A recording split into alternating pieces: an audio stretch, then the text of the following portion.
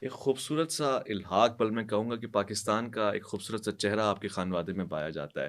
یعنی ایک طبقہ جو ہے وہ تشیع سے تعلق رکھتا ہے، دوسرا اہل سنت بریلوی جسے ہم کہتے ہیں اس سے تعلق رکھتا ہے، پھر دیوبند بھی آپ کے بزرگوار، یہ کیسے لے کے چلتے ہیں آپ ساتھ میں؟ یہ بات ٹھیک ہے کہ میرے جو والد صاحب کی طرف سے خاندان ہے، میرے دادا جان، دادی جان اور پھپھو جان کو چھوڑ کے، اور ہمارے ایک یا دو کزن کو چھوڑ کے باقی سارے اہل تشیع ہیں۔ میرے سات چچا تو باقاعدہ قم سے فاضل ہیں۔ آ، تقریباً ان میں سے سات میں سے چھ چچا تو مستقل وہاں سے آیت اللہ کی سند لے کر آئے ہیں، اچھا۔ اور ساتویں چچا جو ہے انہوں نے پاکستان سے کیا ہے، تو باقاعدہ ان کی امام بارگاہیں ہیں۔ ہوں۔ والدہ کی طرف سے بھی ماشاءاللہ بریلوی حضرات ہیں، میرے ماموں جان۔ اچھا۔ تو ہمارا ایک آپس میں احترام کا، رشتہ داری کا تعلق تو چلتا ہے، لیکن اگر کبھی کوئی مذہبی مسل کی گفتگو کا موقع آئے تو دلیل کے ساتھ میں بات کر لیتا ہوں ماموں جان لوگوں سے بھی۔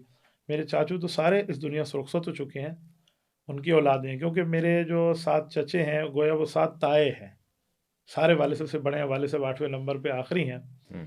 تو ہمارے دادا جان حضرت مولانا عبد الخالق قریشی رحمۃ اللہ تعالیٰ علیہ، حضرت مولانا شیخ الہند مولانا محمود حسن دیوبندی رحمہ اللہ ہوں۔ کے ساتھ انہوں نے کام کیا۔ ہوں۔ تحریک ریشمی رومال میں ان کا ایک کردار ہے، ہوں۔ بلکہ والد صاحب جس سال پیدا ہوئے اسی سال ہی ان کا انتقال ہے۔ یہ بنتا ہے 1917 کے لگ بھگ ہمارے دادا جان کا انتقال۔ تو یہ سلسلہ ویسے ہی چلا۔ والدہ جو ابا جی کی تھی ہماری دادی، وہ ماشاءاللہ عالمہ بھی تھیں ہوں۔ اور پرنسپل بھی تھیں اپنے اسکول کی۔ ہوں۔ تو انہوں نے دونوں تعلیموں سے ہمارے والد صاحب کو ماشاءاللہ روشناس کرایا تھا۔ والد کا سایہ تو سر سے اٹھ گیا ابا ہوں۔ جان سے، لیکن یہ ہے کہ دادی جان اور ہماری پھپھو بھی پھر ایک کالج میں ماشاءاللہ وائس چانسلر رہی، یونیورسٹی میں۔ ہوں۔ میں اس زمانے کی بات کر رہا ہوں جو زمانہ برٹش گورنمنٹ کا تھا۔ اچھا۔ میرے والد صاحب پھر برٹش گورنمنٹ میں ایک اعلیٰ عہدے پر رہے۔ ہوں۔